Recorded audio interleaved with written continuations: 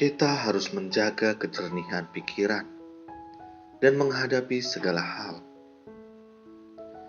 Kita juga harus menjaga ketenangan pikiran. Lihatlah air yang tenang bagaikan cermin. Lihatlah genangan air di atas tanah.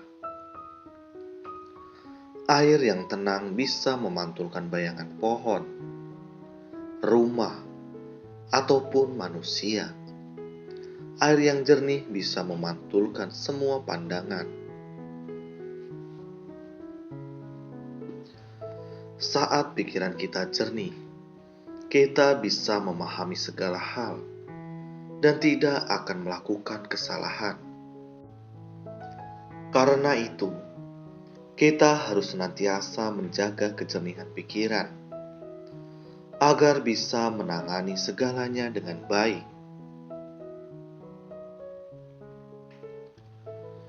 Jika bisa sungguh-sungguh melindungi pikiran yang semula sangat jernih ini,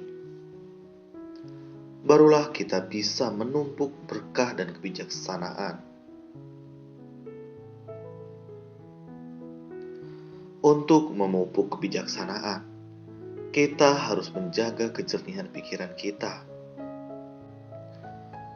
Untuk memupuk berkah dan pahala, kita harus terjun ke tengah masyarakat dan menjalin jodoh baik dengan orang-orang. Kita harus senantiasa memupuk jalinan jodoh baik dan menjaga pikiran masing-masing agar tidak ternodai oleh pikiran buruk.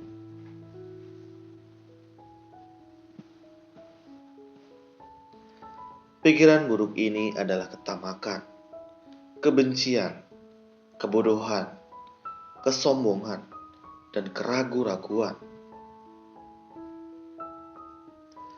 5 kata ini saja bisa membuat kita membangkitkan noda batin. Karena itu, kita harus senantiasa bersungguh hati menjaga kejernihan pikiran kita. Kisah Semangka Mahakasapa. Suatu hari, Ananda dan Mahakasapa mengikuti Buddha mengumpulkan makanan. Menjelang siang, mereka lapar dan haus. Buddha lalu berkata, "Mari kita beristirahat sebentar di sini." Melihat kebun semangka yang tidak jauh dari sana, Buddha lalu menyuruh Ananda meminta sebuah semangka untuk menghilangkan rasa lapar dan haus mereka.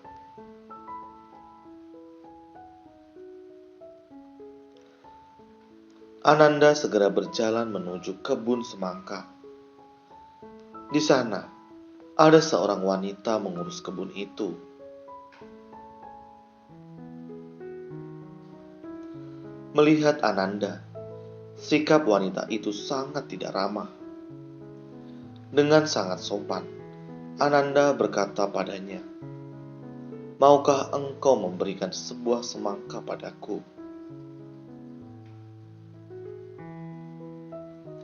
Wanita itu pun memarahi Ananda dan mengusirnya. "Aku tidak ingin melihatmu. Segera pergi dari sini." Ananda yang tidak bisa berbuat apa-apa segera meninggalkan kebun itu. Kemudian, dia menceritakan kepada Buddha tentang sikap wanita tersebut. Buddha tersenyum dan berkata pada Mahakasapa, "Pergilah." Mahakasapa pun pergi ke kebun semangka itu.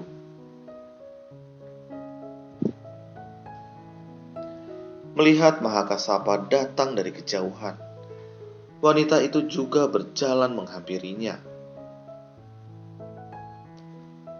Setelah sampai di kebun semangka, dia beranjali dan memberi salam kepada Mahakasapa dengan sangat hormat. "Ada yang bisa aku bantu?"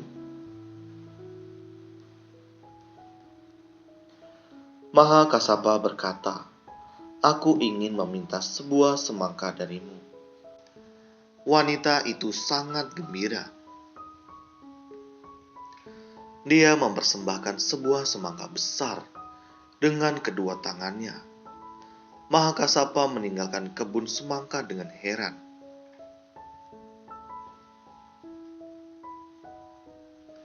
Setelah sampai di hadapan Buddha, dia berkata, "Buddha, pasti ada jalinan jodoh di balik semua ini." Buddha lalu berkata bahwa berkalpa-kalpa yang lalu ada dua orang biksu. Suatu hari, mereka melewati tempat yang sama secara tidak bersamaan. Saat biksu muda sedang berjalan, dia mencium aroma tidak sedap. Setelah diperhatikan, ternyata ada bangkai kucing di tepi jalan yang telah mengeluarkan aroma tidak sedap dan ditumbuhi belatung. Biksu muda ini menutupi hidungnya dan berkata, "Bangkai kucing ini busuk sekali." Dia pun berjalan meninggalkannya.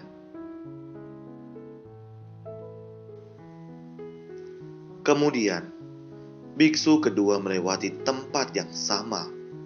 Dia juga mencium aroma tidak sedap itu dan menemukan bangkai kucing itu. Welas asihnya pun terbangkitkan. Dia mendekati kucing itu, berdoa baginya, bahkan menggali sebuah lubang untuk menguburnya. Bercerita sampai di sini, Buddha berkata, "Ananda, apakah engkau tahu biksu muda yang berjalan di depan itu kini terlahir menjadi siapa?" Ananda menganggukkan kepalanya.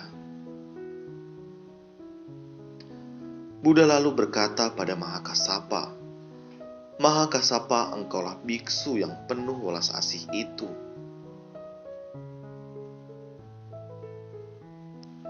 Kucing itu terlahir sebagai manusia sekarang.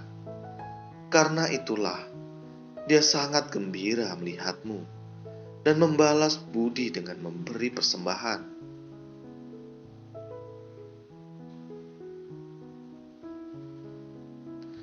Sesungguhnya, dalam kehidupan sehari-hari, kita harus memperlakukan semua makhluk dengan baik dan menjaga keharmonisan dalam berinteraksi.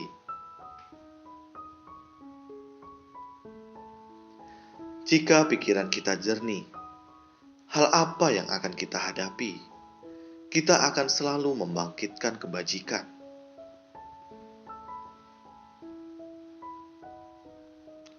Jadi, kita harus senantiasa menjaga kejernihan pikiran kita. Dalam kehidupan sehari-hari, kita harus memupuk berkah dan kebijaksanaan setiap waktu. Kita harus bersungguh-sungguh melatih diri. Saat itu, Ananda juga tengah melatih diri, tetapi enggan bersumbangsih, bahkan merasa jijik melihat kucing itu.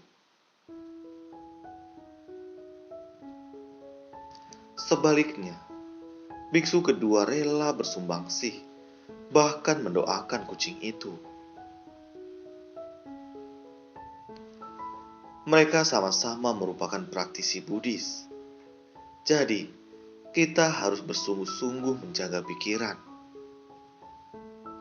Kita harus tekun dan bersemangat, memupuk berkah dan kebijaksanaan.